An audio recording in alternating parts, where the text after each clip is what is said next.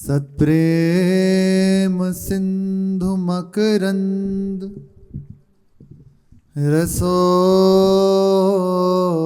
धारा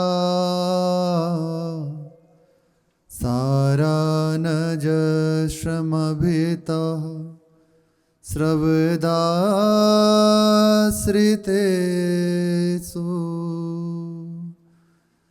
श्रीराधिके तब कदा चरणारविंदौ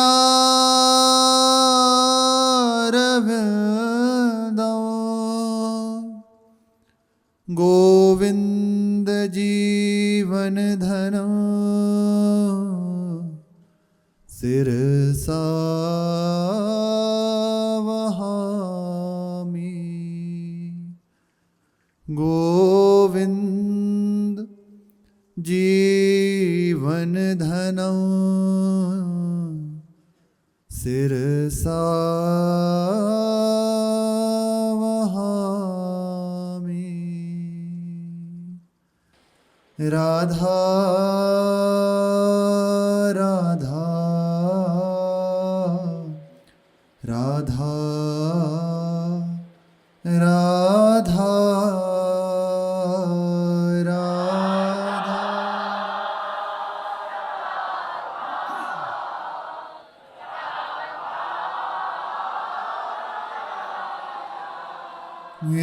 राधा राधा राधा राधा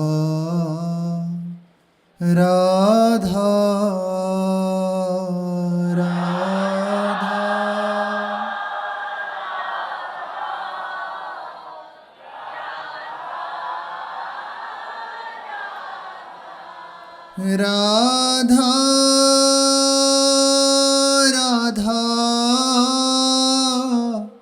राधा राधा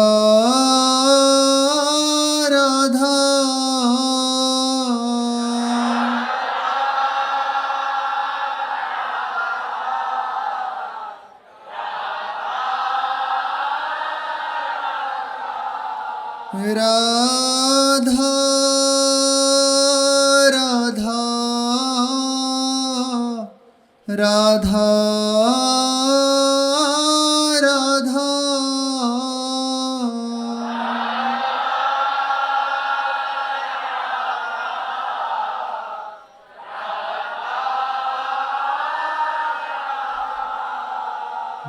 राधा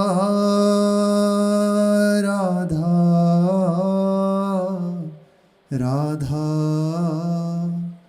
राधा राधा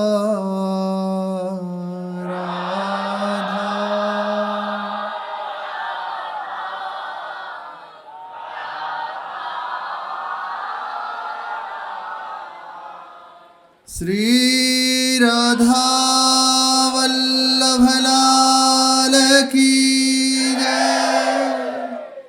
अपार करुणा में अहेतु की कृपालु श्री वृंदावन धाम धाम के आराध्य युगल चंद्र श्री श्यामा श्याम, इनके प्रेम में पगी हुई समस्त सहचरी वृंद, धाम का समस्त परिकर अपार अहेतु की कृपा निरंतर अपने आश्रितों पर बरसा रहे हैं। इनके चरणों का दृढ़ आश्रय, इन्हीं की सतत स्मृति। जीवन में बहुत बार ऐसा अवसर आता है कि जहां हमारे आश्रय की पुष्टता के लिए एक परीक्षा की जाती है। यदि वह अवसर हमने खो दिया या चूक कर गए तो विलंब हो जाएगा। हर उपासक के जीवन में अवसर आता है, उसके आश्रय की परीक्षा की जाती है। कहाँ हैं आप? यदि आपका आश्रय पुष्ट नहीं है तो विचलित हो जाओगे, और आश्रय पुष्ट है तो स्थिति बढ़ जाएगी। बस ये आश्रय दृढ़ करते चले जाएं। साधना आश्रय दृढ़ करने की है। जितना भी सत्संग श्रवण हम करते हैं, सेवा करते हैं, मूल बात उसमें हमारा देहाभिमान गलित होकर हमारे आराध्य के चरणों का दृढ़ विश्वास, दृढ़ आश्रय हमारे हृदय में जागृत हो जाए, क्योंकि इसी आश्रय में सारे प्रभु का वैभव छिपा हुआ है। ये आश्रय के बिना भक्ति मार्ग है नहीं। भक्ति मार्ग केवल समर्पण है, प्रभु के चरणों का दृढ़ आश्रय। ये आश्रय पुष्ट करने के लिए प्रभु विधान बनाते हैं। समय समय पर ऐसी परिस्थितियां जीवन में देते हैं जिन्हें कहा जाता है प्रतिकूल स्थितियां। वस्तुतः वो प्रतिकूल नहीं, वे हमें अपनी इस धरा से उठाकर प्रभु के चरणों में पहुंचाने के लिए है। ये स्थिति निश्चित आएगी, इस बात को दृढ़ हृदय में कर लें। यदि आश्रय दृढ़ नहीं है तो विचलित हो जाएंगे। इसलिए प्रारंभ और पूर्णता यहाँ की आश्रय है। चाहे जैसी परिस्थिति हो जाए, आश्रय ना छूटने पावे। और आश्रय दृढ़ है तो प्रभु का स्मरण निश्चित बना रहेगा। स्मृति आश्रय के आश्रित है। जिनका आश्रय होता है उन्हीं की स्मृति बनती है। आश्रय ना छूट पावे, आएगी ऐसी स्थिति, प्रत्येक उपासक के जीवन में आती है।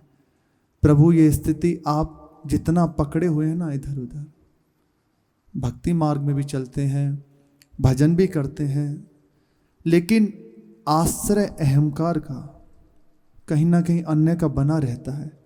इसी को हटाने के लिए प्रभु ऐसी व्यवस्था करते हैं। वह करेंगे, प्रत्येक के जीवन में आएगी। यह आश्रय न छूटने पावे। इस आश्रय की पुष्टता बस बहुत सहज अपने मन की हटाकर जैसे जैसे चलते चले जाओ, ये आश्रय बिना प्रयास के हृदय में जागृत होने लगेगा। हम अपने मन की करने लगते हैं, इसी कारण से आश्रय पुष्ट नहीं हो पाता। और आश्रय पुष्ट ना होने के कारण भक्ति का रंग नहीं आ पाता। जैसी भूमिकाएं हम महापुरुषों के जीवन में सुनते हैं, चर्चा में सुनते हैं, वह बात नहीं आ पाती। अहंकार की धारा बनी रहती है। जब तक ये अहंकार की धारा हटती नहीं, जब तक हृदय में पूर्ण आश्रय नहीं जागृत होता, तब तक प्रभु का वो प्रेम वैभव हृदय में नहीं उतरता। होते हुए भी बहुत करुणा हुई, कृपा हुई, जो हमें सुनने को मिलती है। ये बात बहुत समय तक उपासना में, साधना में चलने पर ये बात कहीं समझ में कृपा से आ जाए कि मुख्य बात आश्रय है जीवन का। जो भी कर रहे हैं मूलतः आश्रय आएगा बात जीवन में। बिना आश्रय के ये आगे की यात्रा नहीं होती। या तो पहले सुन के, समझ के, विचार करके हार जाओ,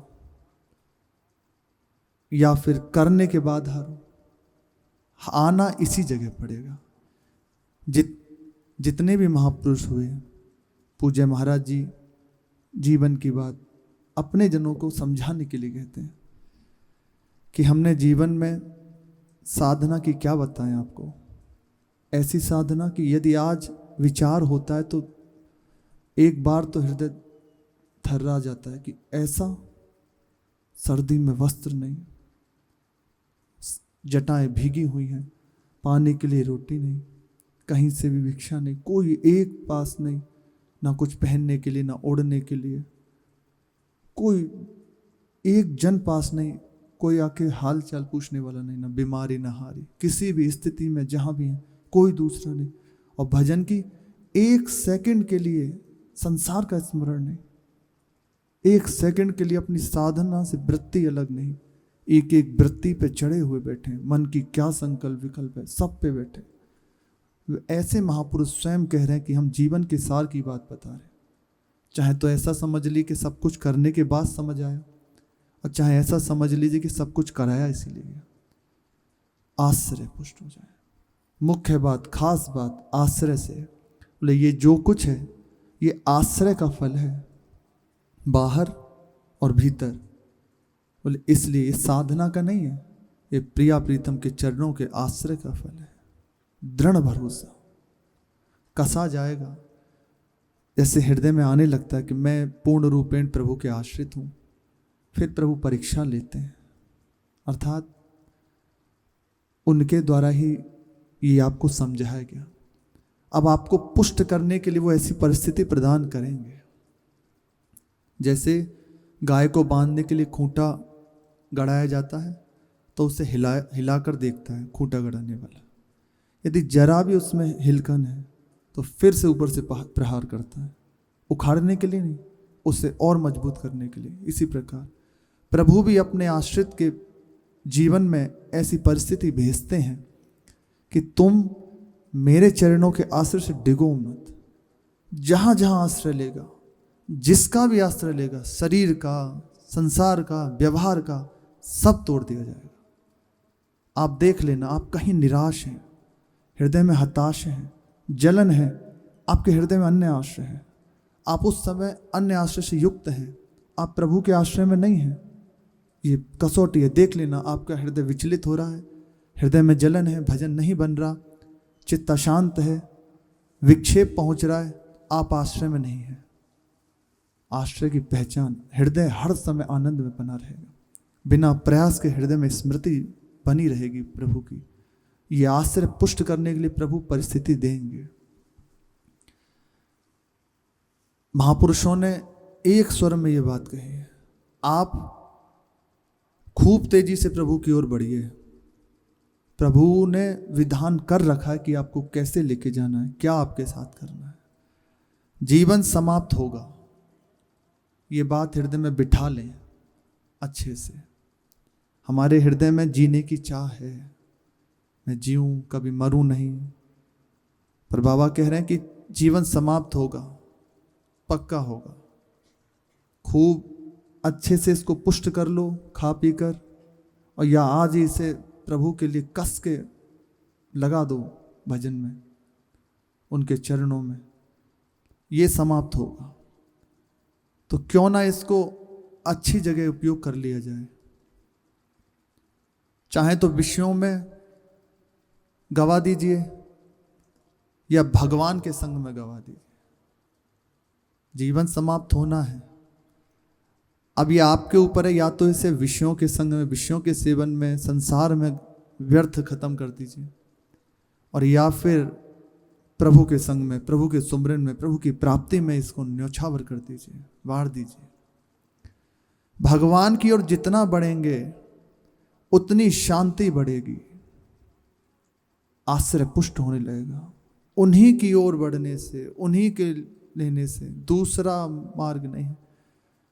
शायद समझ में आ रही हो। एक उपासक, यदि हृदय में आश्रय नहीं है ना, तो निश्चित विचलित हो जाओगे मार्ग में चलते हुए भी। हमें विचलित नहीं होना, हमें प्रभु के चरणों का आश्रय दृढ़ करना, चाहे जैसी परिस्थिति हो जाए। ये सब कुछ नहीं है।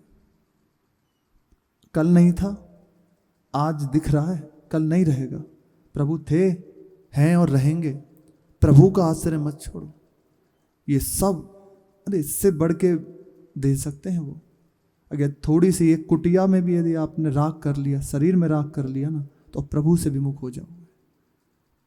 एक जरा सा भी किसी वस्तु में यदि राग हो गया तो प्रभु से विमुख करने वाली बन जाएगी। इसलिए आश्रय न होने पावे कहीं और। हम रह रहे हैं, मिल रहे हैं, पर हमारा भरोसा, हमारा जीवन केवल प्रभु है, दूसरा कोई नहीं।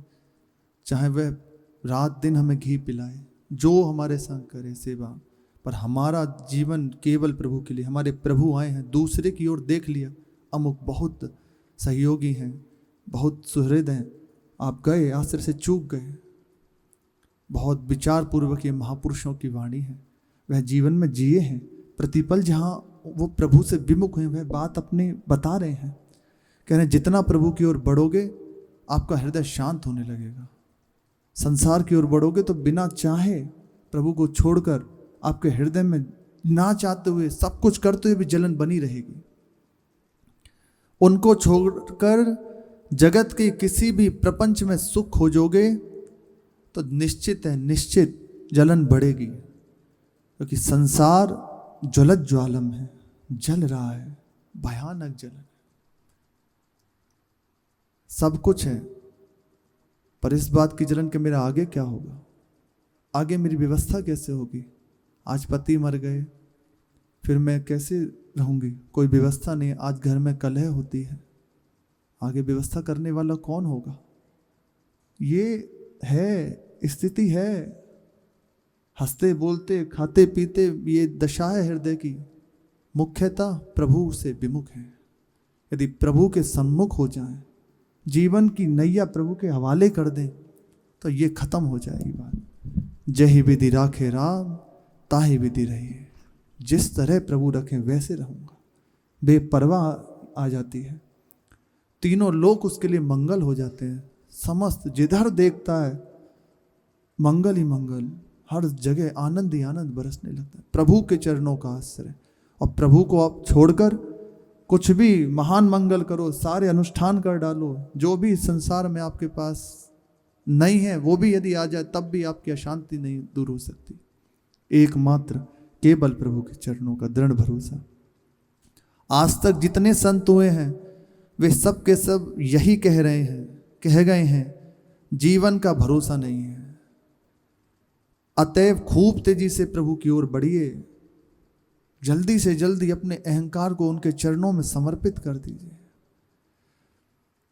अवश्य ही घबराने की जरूरत नहीं है। प्रभु के चरणों में आश्रित हो गए ना, फिर घबराने की जरूरत नहीं है। भगवान पूर्ण कृपा करके आपके साथ निश्चित वो महान मंगल विधान बना देंगे, अपनी प्राप्ति करा देंगे। आपकी अनंत काल की भटकन मिटा के सदा सदा के लिए अपने भगवद राज्य में, अपने प्रेमानंद में डुबा देंगे। महापुरुषों की बात जीवन की सार है। ये जितनी जल्दी यदि हम समझ जाएं तो बिना प्रयास के यात्रा पूर्ण हो जाए। पूज्य राधा बाबा ही कहते हैं, प्रभु की कृपा का स्वरूप हमने देखा। अपने द्वारा भी सब कुछ किया गया, लेकिन कृपा वह था जो खुद किया, तैरना, काटना समुद्र में।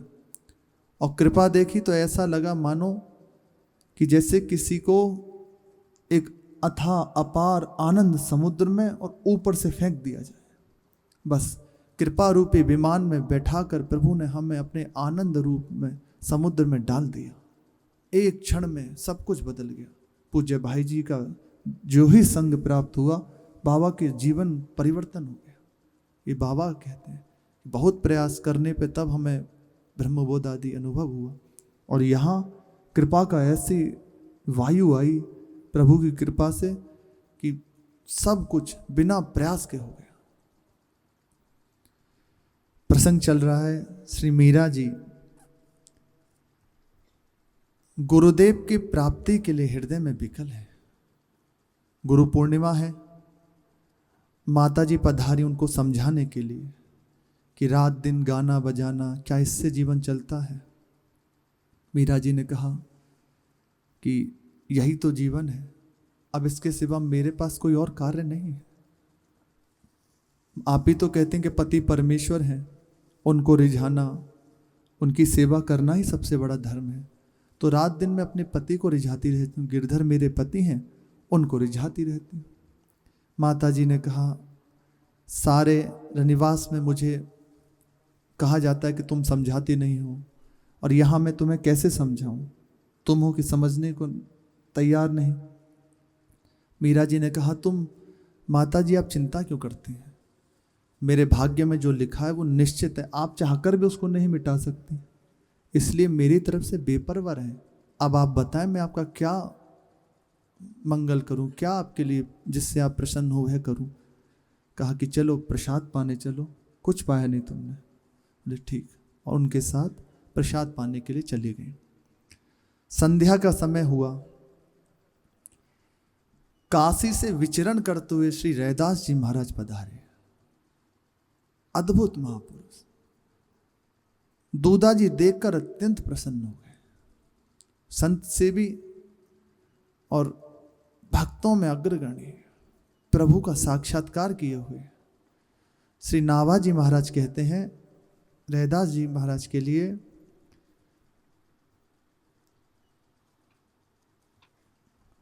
संदेह ग्रंथि खंडन निपुण, बानी बिमल रैदास की।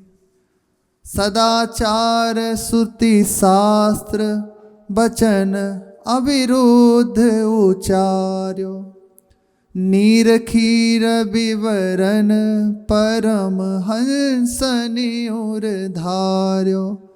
भगवत कृपा प्रसाद परम गति इहि तन पाई, राज सिंहासन बैठी ज्ञाति परतीति दिखाई। वर्णाश्रम अभिमान तजी, पद रज बंदहि जासुकी। संदेह ग्रंथि खंडन निपुण, बानी बिमल रैदास की। श्री नावादास जी महाराज कह रहे हैं, संत शिरोमणि श्री रैदास जी महाराज की वाणी निर्मल, हृदय की ग्रंथि को खोलने वाली। इसी ग्रंथि में फंसे हैं और महापुरुषों की वाणी हृदय की ग्रंथि को खोल देती है। यदि उनकी वाणी को छोड़कर संग को भी करोगे तो संदेह है, चूक हो जाएगी। इसलिए प्रायः महापुरुषों के मुख से बात सुनी जाती है कि जो हम कह रहे हैं उस पे ध्यान दो, हमारे संग से ज़्यादा हमारे संग करो और हमारी वाणी को अवहेलना करो तो निश्चित तुम्हें कुछ प्राप्त नहीं होगा। हमारी मुख से निकली हुई बात तुम्हारे हृदय में जो हमारे अंदर है वो प्रदान कर देगी। इनकी वाणी हृदय की संदेह ग्रंथि को खोलने वाली। रैदास जी ने जो भी कहा वह सदाचार स्मृति वेद शास्त्रों के अनुकूल, नीर क्षीर अर्थात सत और असत का विवरण करने वाले परमहंसों का भाव अपने हृदय में धारण किया तथा सार असार का निर्णय करने वाली उनकी वाणी को परमहंसों ने अपने हृदय में धारण किया। बड़े बड़े महापुरुष जन हुए। रैदास जी के संगवर्ती श्री कबीरदास जी महाराज और भी नरहरियानंद जी महाराज, ये सब बड़े बड़े दिव्य महापुरुष इनका संग किया। गुरु भाई थे सब इनके। आपने निम्न वर्ण में अवतार धारण किया पवित्र करने के लिए।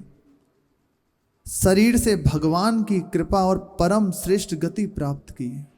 राज्य सिंहासन पर बैठकर अपने शरीर में सोने का यज्ञोपवीत दिखाकर अपने पूर्व जन्म की ब्राह्मणत्व जाति का प्रमाण दिया। विचरण करते हुए राजस्थान पधारे झाली रानी जी के पास। वहाँ वार्ता हुई कि इनके साथ हम प्रसाद नहीं पा सकते। वहाँ सब बड़े बड़े विद्वजनों को बुलाया गया। रानी ने सबका प्रसाद किया गया, क्योंकि रानी रैदास जी महाराज की शिष्य हो गई। बोले मेरे गुरुदेव पधारे हैं, सबका भोज भंडारा। पर सब ने मना कर दिया कि नहीं, हम प्रसाद नहीं पाएंगे। राज सिंहासन पर विराजे हुए थे, भगवद आवेश में आ गए। प्रभु की इच्छा दिखाने के लिए यही महापुरुषों का जीवन है कि देखो, जिस आप अभिमान में हो इससे प्रभु का भक्त श्रेष्ठ है। ये उच्च वर्ण निम्न वर्ण नहीं, किसी भी धर्म में प्रभु का भक्त प्रकट हो सकता है। और अपने छाती को फाड़ा और स्वर्ण का जनेऊ दिखा दिया। पूर्व जन्म में श्री रामानंदाचार्य जी के शिष्य थे। भिक्षा के लिए कहीं गए तो नियम होता है महापुरुषों की, अमुक अमुक जगह से हमें नहीं लेनी मधुकरी, सीधी मधुकरी लेनी ऐसे। तो वहाँ कोई मधुकरी देना चाहते थे भगवान रामानंदाचार्य जी को, पर मधुकरी नहीं ली कि हमारा नियम है, उस नियम से हम अलग नहीं रह सकते। तो एक सेठ के द्वारा उन्होंने अपनी मधुकरी दी। ये लेकर पहुँचे, क्योंकि बारिश हो रही थी, रुक गए कहीं अन्य जगह ना जाना पड़े। इतनी बस प्रभु की इच्छा हुई। वहाँ से मधुकरी सेठ के यहाँ से ली और सीधे लेकर आए। देख के समझ गए श्री रामानंदाचार्य भगवान कि तुम आज मधुकरी कहाँ से लाए हो। हमारे प्रभु ने स्वीकार नहीं करी, बताया कि ऐसे ऐसे बारिश हो रही थी और फिर आगे का रास्ता हमें दिखा नहीं। वहीं खड़े हो गए तो एक सेठ ने आकर ऐसे कहा कि इस सेठ का धन नहीं, ये किन्हीं और का है, आप इसे लीजिए। अब उसने संकल्पित धन दिया, जो भी मधुकरी थी संकल्पित थी, उसके पुत्र नहीं था, और हृदय में था कि संतों को पवा दें तो पुत्र आदि हो जाएगा। उन्होंने कहा अब तुम्हें जाना पड़ेगा, उनके यहाँ जाओ और उनके पुत्र रूप में जन्म लो। बहुत रोए, बोले नहीं जाओ, मैं आऊँगा तुम्हें वहाँ से तारने के लिए। गए और उन्हीं के यहाँ जिस वर्ण में श्री रैदास जी महाराज प्रकट हुए, पुत्र रूप से जन्म लिया। कह रहे हैं कि सिंहासन पर बैठकर, क्योंकि नीच जाति के हैं, इस प्रकार की आलोचना पर दिखाया कि आप जिस विद्वता के अहम में हैं, प्रभु के जनों का अपराध कर रहे हैं, समस्त नाश कर रहे हैं सुकृतों का, ये उचित नहीं है। कौन पता नहीं किस वर्ण में प्रभु किससे क्या कराना चाहते हैं। सबको ये लगे, देखो ऐसा नहीं कि अमुक वर्ण में भक्त हुआ, यदि ऐसा ना हो तो उस वर्ण में हृदय में आ जाएगी कि हम कैसे भक्ति कर सकते हैं। तो प्रभु कृपा करके हर रूप में प्रकट हुए, मत्स्य बने भगवान, क्योंकि लगा सवरे जलचर जीवों को लगे भगवान हमारे हैं। कछुआ बने भगवान, लगा कि अच्छा प्रभु तो हमारे ही जैसे हैं। जिस 12 बने भगवान, हिरण्यकश्यप को मारने के लिए नरसिंह बने भगवान, तो सबको लगने लगा जो भी जितना भी चराचर है प्रभु सब बने। सबको लगा कि प्रभु तो हमारे हैं। अब इसलिए भक्ति का प्रचार कराने के लिए और स्वयं उस वर्ण में जन्म लेते हैं, हर तरह से कि जीव कैसे भी उस महान स्थिति में पहुंचे, इस नीच धरा से उठकर पहुंचे परम पद में। और ये विश्वास दिलाया कि देखो हम पूर्व जन्म का सारा वृत्तांत बताया, वो स्वर्ण का जनेऊ दिखाया। महान पुरुषों ने अपने ऊंचे वर्ण एवं आश्रम के अभिमान को छोड़कर जब ऐसा प्रकट हुआ तो सबका अभिमान चूर हो गया और आकर चरणों का आश्रय लिया। श्री रैदास जी महाराज के वंदना की, उनके चरण धूलि की। रैदास जी की वाणी शंकाओं का खंडन करने में अति चतुर, अद्भुत वाणी। बहुत विशाल प्रसंग है इनका, अनेकों प्रसंग हैं।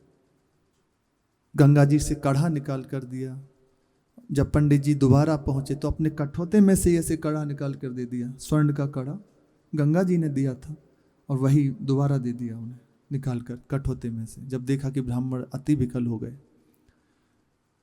रैदास जी महाराज जिस समय भक्ति में बहुत बढ़ने लगा प्रभाव भक्ति का इनकी, तो काशी के विद्वजनों को द्रोह होने लगा, द्वेष होने लगा। प्रभु ही अपना भक्त का जब परिचय कराते हैं, प्रभाव बढ़ाते हैं, तो उसी कोटि के जनों को सामने खड़ा करते हैं। जैसे अम्बरीश जी महाराज का जब प्रभाव बढ़ाया तो दुर्वासा जी को खड़ा कर दिया। इसी प्रकार बड़े बड़े महापुरुषों के सामने उसी कोटि के जनों को खड़ा किया जाता है। राजा के से जाके शिकायत की गई कि आप क्या दुर्भिक्ष हो जाएगा, आपके राज्य में सब कुछ नष्ट हो जाएगा यदि ऐसे रैदास जी भक्ति करेंगे। तो बुलाया राजा ने, पूछा कि आप ऐसा क्यों करते हैं, आपको भक्ति का अधिकार नहीं है, आप नहीं कर सकते, और आप ठाकुर सेवा कर रहे हैं, ठाकुर सेवा नहीं कर सकते। उन्होंने कहा ऐसा नहीं हो सकता, मैं ठाकुर सेवा के बिना नहीं रह सकता, चाहे अब जो हो। वहीं एक शर्त रखी गई कि यदि ठाकुर जी आ जाएं जिसके बुलाने पर, तो बस ये सेवा छोड़ देंगे, भजन पूजन छोड़ देंगे, बस अपना जो इनका धर्म है उसके अनुसार सेवा करेंगे। स्वीकार कर लिया। राज सिंहासन पर श्री ठाकुर जी को, जो रैदास जी के ठाकुर जी थे, उनको विराजमान किया गया। ब्राह्मणों की सभा एक तरफ विराजमान है, रैदास जी महाराज एक तरफ विराजमान है। पहले खूब उन्होंने कहा आप बुलाइए, पहला उन्हीं विद्वजनों को दिया गया अवसर के आप बुलाइए। पुरुषोक्त प्रभु की स्मृति, वेदों के द्वारा प्रभु की वंदना की गई, बुलाया गया, पर प्रभु जैसे थे वैसे ही बैठे रहे, बिल्कुल भी हिले नहीं। जबकि प्रभु ब्रह्मण्य देव है, पर भक्त का अपराध बने गया। भक्त का अपराध, भक्त से ज्यादा कोई प्रिय नहीं प्रभु को। जब देख लिया कि कुछ नहीं हुआ, बैठे हैं, कहा कि अब आप कहिए, आप बुलाइए प्रभु को। कारण जो ब्राह्मणों के बुलाने से नहीं है कि भक्त के अपराध बना दिया। और प्रभु भक्त वत्सल है, चाहे जो हो जाए, वो अपने आप को भी बेच सकते हैं। प्रभु के वचन है, मैं अपने आप को भी बेच देता हूं अपने भक्त के लिए। जब उनसे प्रार्थना करी कि अब आप बुलाइए, तो उन्होंने कहा मुझे तो कोई वेद आदि आते नहीं, मैं कुछ जानता भी नहीं, फिर कैसे? बस सहज रूप से रोते हुए बस ऐसे पुकारने लगे, देवाधिदेव आयो तब शरणा, कृपा कीजे जानी अपनो जना। हे देव, हे देवताओं से भी वंदित, हे प्रभु आपकी शरण में है, अपना जानकर कृपा करें। जाति ना कुल विद्या नहीं, समझो घाटी रचो विधि ना, या जग में मोह समान नहीं को, बिना एक साधना। हे प्रभु, न जाति है उत्तम, न कुल ही उत्तम है, न पवित्र है, कुछ समझता भी नहीं, कुछ जानता भी नहीं। विधाता ने ऐसा भाग्य लिखा है कि क्या बताऊं।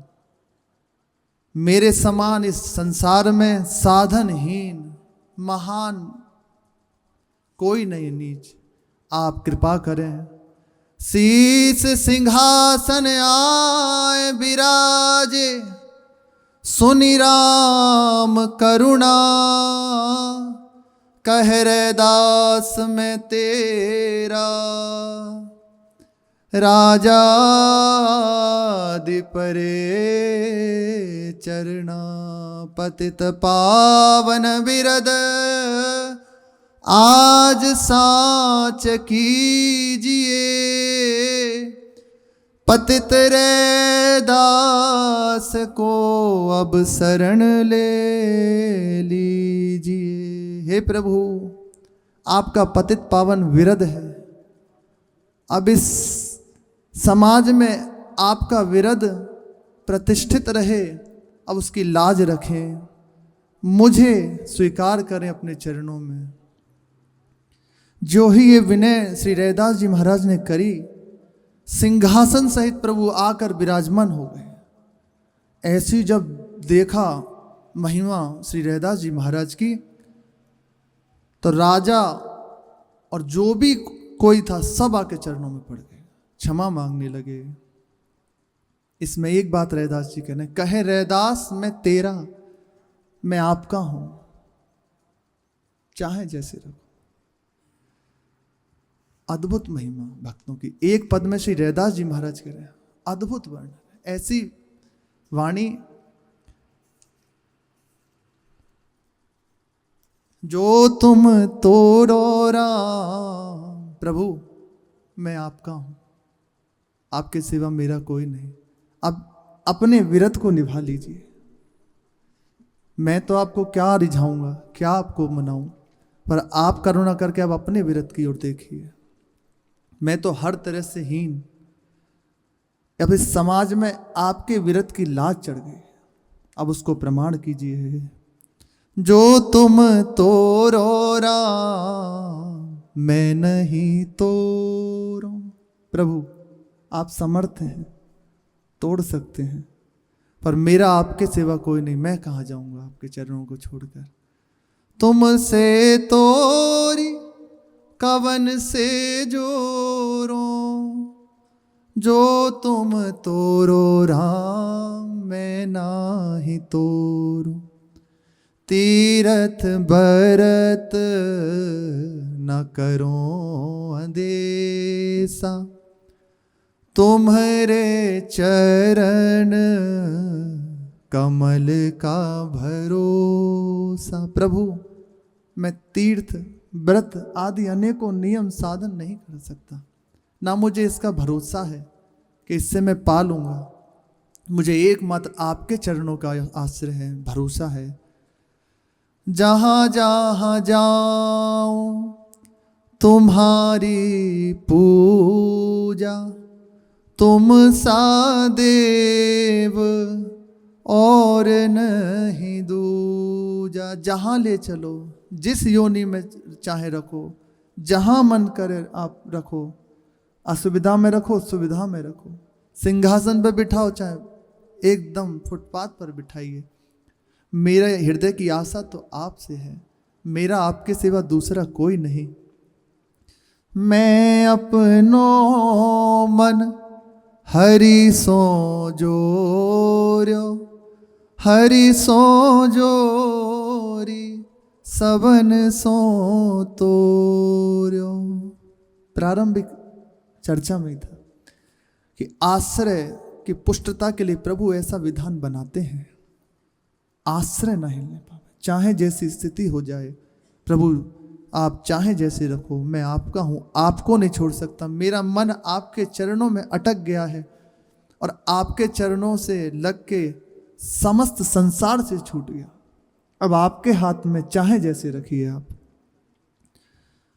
मोहे सब ही पहर तुम्हारी आशा, मन क्रम बचन कहे रे दासा। मेरे हृदय में हर समय केवल आपकी आशा है, क्योंकि एकमात्र अब आपके सिवा कोई नहीं।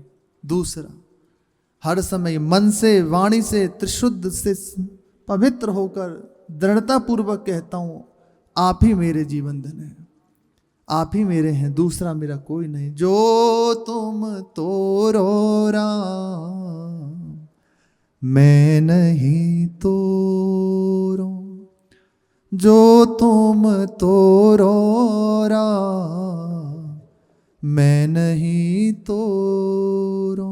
आप तोड़ सकते हैं, पर मैं नहीं छोड़ सकता आपके चरणों को। आप समर्थ हैं, अब आप देख लीजिए अपनी ओर। यही घूमते हुए श्री मीरा जी के महल में पधारे, मेड़ता पधारे। दूधा जी के द्वारा बहुत स्वागत किया गया, बहुत प्रसन्नता पूर्वक विराजे। मीरा जी ने प्रणाम किया, पूछा ये कौन है। उनके नेत्रों को देखकर समझ गए ये कोई अलौकिक बालिका है। दूधा जी ने सारा वृत्तांत मीरा जी का सुनाया।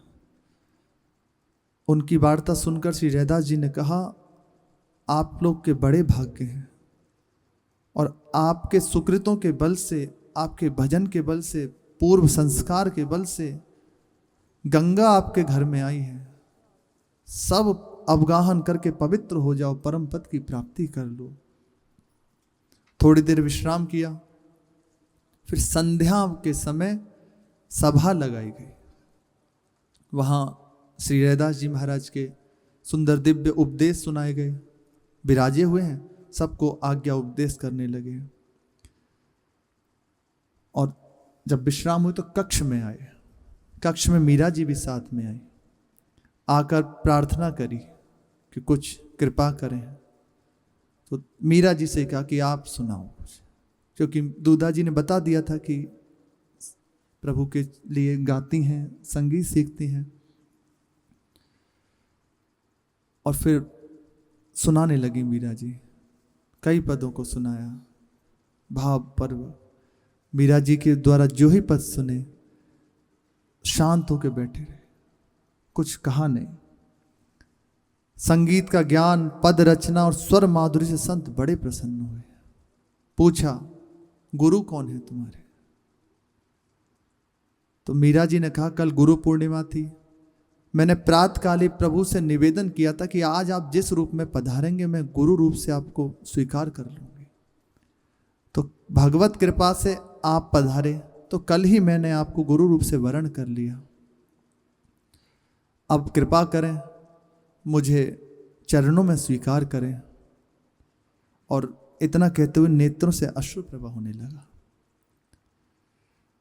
मीरा जी की बात सुनकर श्री रेधा जी ने कहा, बेटी तुम्हें कुछ अधिक कहने सुनने की आवश्यकता नहीं है, मैं समझ गया। ये लो, फिर नाम दिया और कहा, नाम ही नसैनी है और लगन ही प्रयास है। नाम ही नसैनी है और लगन ही प्रयास है। दोनों ही बढ़ते जाएं तो अगम अटारी घर में हृदय रूपी स्थान में प्रकाशित हो जाएगी।